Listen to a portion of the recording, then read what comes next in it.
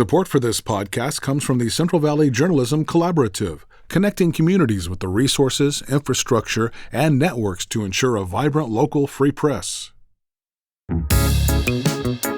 From KVPR in Fresno, this is Central Valley Daily. It's Monday, June 15th. I'm Sarith Hawk. A new lawsuit alleges the chicken manufacturer Foster Farms has mistreated some of its chickens. First and foremost, we want them to stop abusing their animals and to stop breaking California law. We speak with the lawyer behind the lawsuit. That conversation in just a moment. Your support of KVPR is more than a donation. It's a declaration. It's taking a stand for your right to be informed, to ask questions, and get real answers. At a time when media companies are consolidating left and right, public radio is one of the last truly independent sources of information. This station is now 100% community supported. Make your declaration and donation today at kvpr.org. And now to our feature story. Foster Farms is the largest poultry producer on the West Coast, with headquarters in the Merced County city of Livingston.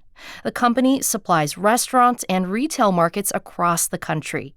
Its sheer size and footprint has made Foster Farms a target of numerous environmental, food, and worker safety lawsuits, including cases over animal welfare practices.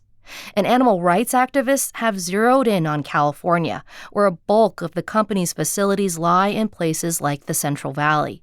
A new lawsuit was filed in Fresno County Superior Court just last month. It was based on an investigation by Animal Outlook, an animal welfare nonprofit that captured undercover footage of alleged mistreatment in 2024. We reached out to Foster Farms for a response, but a spokesperson declined to comment on ongoing legal matters. To better understand this lawsuit, I spoke to Drew Givens. He's the attorney spearheading the case with the nonprofit litigation group Legal Impact for Chickens.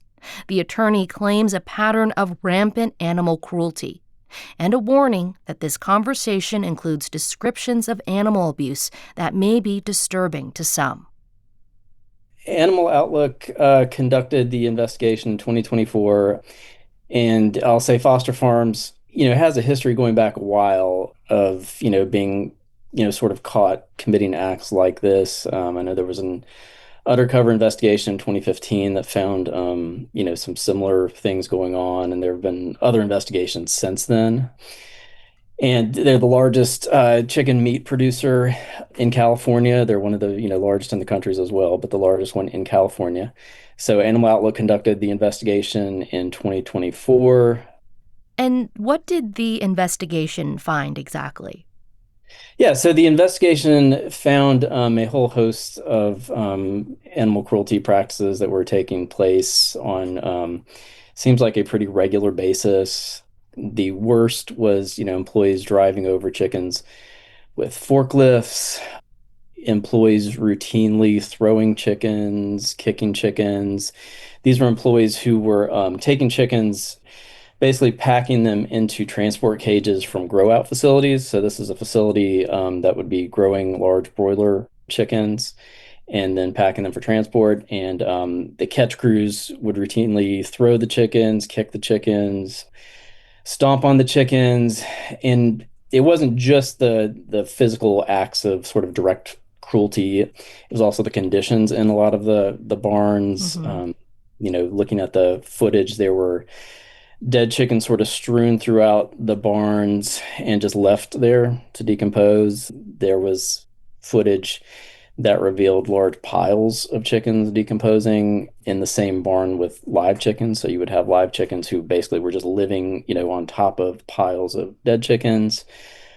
There was extreme heat in a lot of the barns as well. So it was a whole host of problems. Sure. Yeah. And was this investigation centered in any specific facilities? Were they all based in California? They were all based in California. The majority were in Fresno. There were also facilities investigated in Merced and Stanislaus counties as well, but the majority were in Fresno. And I'm just curious, this footage, it was definitely tough to watch because a lot of it was all, captured undercover. Does that hold sort of the same weight as, say, like an official government organization going in and finding the same things? I think it should, in the sense that, we've got somebody who has video footage from these facilities that's extremely well documented, not just by video, but, they documented in writing and prepared a report that, went to the Fresno DA's office. So it should. So you filed a lawsuit based on this investigation. What are some of your organization's key goals in this litigation? Yeah, that's a great question. So we're asking for a number of different types of relief. We're asking for declaratory relief, injunctive relief, punitive damages. I think the main goal is the injunctive relief. And so the idea there is that the court can order a company to do certain things. We want an order that basically prevents foster farms from continuing to abuse their animals. And then, we want an order that would have some teeth in it. So something that, would carry potential consequences if they don't abide by the order. Something where, I think ideally, and this is sort of speculating into the future, but, I think ideally something where there are, independent audits where we've got somebody who's going to be able to go into those facilities and say whether or not Foster Farms is doing what the court asks. But first and foremost, we want them to stop abusing their animals and to stop breaking California law. And yeah, I'm actually curious about how animal cruelty laws work in California because you mentioned earlier there have been a lot of cases that have come forward in the state. What is a group like yours able to do to kind of monitor and report on violations? Has that changed at all than how it's worked in the past? It has changed a little over the past couple of years. So, in some states, when it comes to abuse like this, it can be really challenging to find some sort of legal mechanism to, bring somebody to court to try to, rectify the abuse that's going on. California has a very cool law, which is Corporations Code 10404, which authorizes a specially incorporated SPCA, which we are, to basically, file a complaint to redress violations of California's cruelty laws. And this is not something that is used frequently. It's been on the books for a long time. It was basically mentioned as part of California's anti-cruelty scheme in a couple of appellate cases, but again, not something that's been used very often. And it's been upheld just in the past year in a few different instances as being an appropriate use of that law. And it was used in one case called Carew v. Anthony from last year, and the appellate court held that yes, specially incorporated SPCAs have this authority to bring a case to redress violations of cruelty laws. And then we used it ourselves in another case that's ongoing in Humboldt County right now, and that's Legal Impact for Chickens versus Alexander Family Farm. And, looking through the complaint, I'm curious what your group would consider, rights as applies to animals that are raised and slaughtered for consumption. How does your group define just treatment for farmed animals? Right. So we're more on the welfare end of the rights versus welfare spectrum when it comes to the animal rights movement. Our focus is on trying to make corporations follow the laws that are on the books. We're not out to turn the world vegan or anything like that.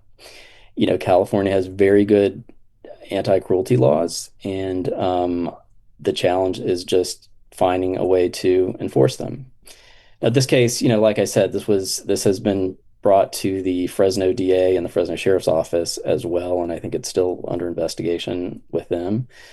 But yeah, this part of the Corporations Code allows us to bring a civil complaint to likewise enforce the violations of the criminal law.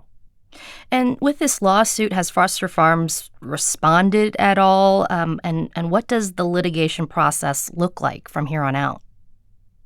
Right. So they were recently served with a complaint, and so at this point, what we'll be doing is waiting for a response, a legal response from Foster Farms. My understanding is, the only response I'm aware of is basically a statement they put out on a website called WatagNet. Yeah, and I believe it basically said that they fired the people involved. Oh, so you've seen actually consequences already from this. Yes. And again, I don't think this is something that we heard directly from them. It was just put out on a website stating that Foster Farms had put out a statement saying that they had fired people and made some changes. Yes, and we did try to reach out to Foster Farms, and they did not want to comment on any ongoing litigation to us, at least in regards to this lawsuit. So definitely a lot to still see how it all kind of turns out with this. But Drew Givens, managing attorney with Legal Impact for Chickens, just want to thank you so much for telling us about this. Yeah, thank you. We appreciate that you covered it. We're very hopeful going forward that this will hopefully cause Foster Farms to make some serious changes when it comes to animal welfare. And that's today's show. Have a story idea for Central Valley Daily? Maybe feedback on a recent episode? We'd love to hear from you. Email podcast@kvpr.org. Today's episode was produced by Jonathan Linden and KVPR with support from the Central Valley Journalism Collaborative. I'm Sarith Hawk. Find the latest local news anytime at kvpr.org.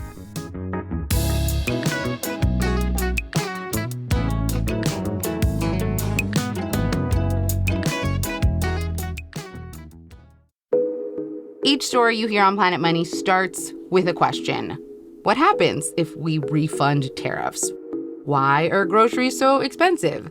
At NPR, we stand for your right to be curious, because the forces shaping our world can be hard to see.